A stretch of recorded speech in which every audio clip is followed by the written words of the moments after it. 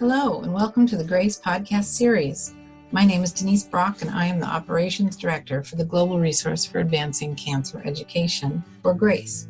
In this podcast series, we interview patients, advocates, and healthcare professionals to provide the most updated information for our community and to highlight important issues facing those dealing with a cancer diagnosis.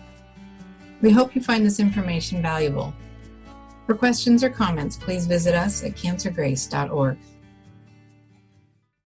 I wanted to end the discussions about different types of melanoma with the kind of melanoma called uveal melanoma. Uveal melanoma is the kind of melanoma that arises from the back of the eye. And one of the challenges about uveal melanoma is that for a long time, these immune therapy drugs that I've been discussing with you did not recognize uveal melanoma as foreign. And so uveal melanoma cells could continue to grow and divide, and it was not appreciated that the uveal melanoma cells were foreign to the body. So these standard immune therapy drugs like nivolumab, pembrolizumab, ipilimumab, and relatlimab were ineffective for the most part in most patients with uveal melanoma, although a subgroup of people can have a nice benefit. And one of the new ways of treating the patients with uveal melanoma has come forward recently, and it helps bring T cells into the tumor microenvironment such that the immune response can be enhanced against uveal melanoma cells and then ultimately seek and destroy these uveal melanoma cells. And the way that's done is through, this is a picture of uveal melanoma here on the left in the back of somebody's eye.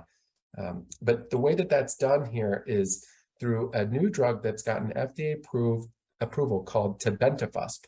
And what happens with tebentafusp is that a special kind of antibody called a bispecific antibody grabs the T cell with one hand and grabs a melanoma cell with another hand, and it just brings the T cells close to the melanoma cells. So it essentially is like a matchmaker. It grabs the T cell, says, get over here to the melanoma, and I want you to see this melanoma cell that shouldn't be here. And that's a way that uveal melanoma that traditionally hasn't been as successfully treated with kinds of immune therapy drugs like we were discussing is now starting to be successfully treated with this drug called tebentafusp.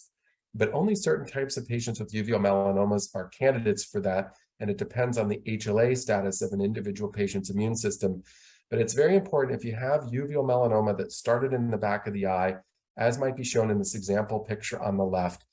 This is the retina where the nerves and the optic nerve exist, and a big kind of black uveal melanoma that's present there. If that's the kind of melanoma you have, it's really important to make sure that you've done appropriate HLA typing to help determine if you're a candidate for this, what I call a matchmaker type drug of tebentafusp, to bring the T cells closer into the tumor microenvironment. And this is the notice that the FDA approved tebentafusp earlier in 2022. First time, actually, there was an approval in advanced uveal melanoma. So really a great outcome for patients.